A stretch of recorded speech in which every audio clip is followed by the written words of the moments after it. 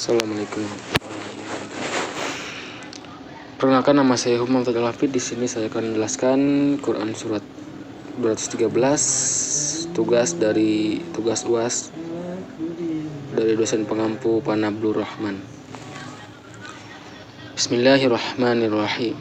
Kana an-nasu ummatan wahidah fabasallahu nabiyyina mubashshirina wa mundhirina wa anzala ma'ahumul kitaba bil haqqi liyahkuma bainan nasi fima ikhtalafu fihi wa ikhtalafu fihi ila alladziina utu min ba'di ma ja'atuhumul bayyinatu baghyan bainahum fahadallahu alladziina aamanu lima ikhtalafu fihi minal haqqi bil idzni wallahu yahdi man yasha ila siratin mustaqim.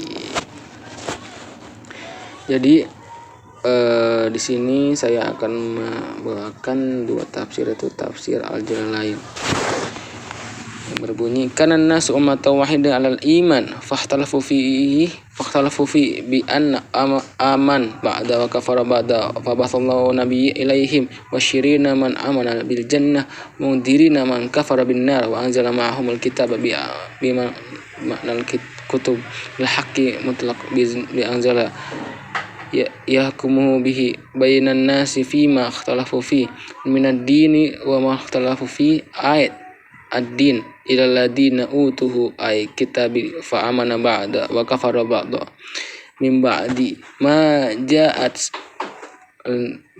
bayyinat hujjah zahirah ala tauhid wa min muta'allaqah bi ikhtalafa wa hiya wa ma ba'daha muqaddima alal istinsya fi al-ma'na bagyam minal kafirin bainahum fahadallahu alladziina amanu lima ikhtalafu fi min lil bayani al-haqq bi'idni.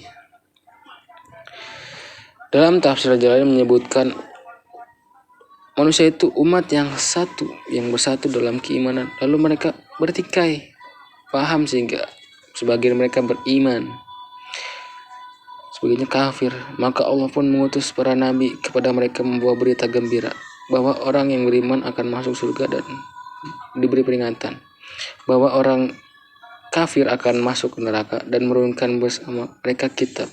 Dengan arti kitab-kitab di sini dengan benar berkaitan dengan menurunkan agar ia memberi antara keputusan tentang perkara yang mereka perselisihkan mengenai agama dan tidaklah berselisih tentangnya mengenai agama itu kecuali orang-orang yang diberi kitab. Maka di sini kita harus membuktikan ketauhidan kita dari min ikhtilafa. Dari kalimat ini itu disebut istisna dalam maknanya karena disebutkan karena kedengkian. Min dari ikhtilaf perselisihan ya. Terus dalam mengait tentang di atas, yaitu tentang mengandung arti dari beberapa golongan manusia, itu adalah setiap manusia mempunyai golongan gitu kan, mempunyai circle masing-masing. Dan setiap kelompok manusia yang dinisbatkan kepada seorang nabi, misalnya umat Nabi Muhammad SAW, Musa dan sebagainya. Dan setiap generasi manusia yang menjadi umat yang satu, yaitu umat wahidah.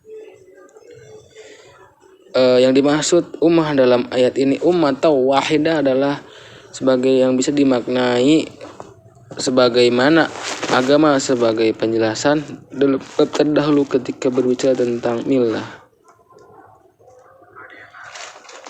Sementara itu, kata An-Nas dalam ayat ini tersebut mengacu pada aspek manusia dalam konteks kehidupan sosialnya. Hal ini terkait dengan penyebutan manusia dalam Al-Quran yang bervariasi. Salah satunya adalah penyebutan An-Nas. An-Nas dalam Al-Quran dihubungkan dengan aspek sosiologisnya, yaitu kemasyarakatan, saling berbaur dan lain sebagainya. Ini dengan berkaitan dengan watak manusia yang tidak mungkin hidup sendiri. Manusia tidak bisa hidup sendiri karena manusia yang hidup selalu berinteraksi dengan manusia lainnya dan kemudian membentuk sebuah karakter dan budaya yang khas. Karena dalam kalimat di atas yang saya ulangi, karena nas ummatan wahidah memberikan gambaran bahwa konsep manusia itu merupakan sekelompok individu yang memiliki budaya dan tradisi yang khas, yakni bersatu dalam konsep ummah. Kata ummah dimaknai sebagai milah, yakni ajaran dan aturan Allah yang diturunkan kepada para nabi, sehingga kata manusia dapat dimaknai sebagai sekumpulan makhluk yang mengikuti tradisi nabi yang satu, yakni ajaran tauhid.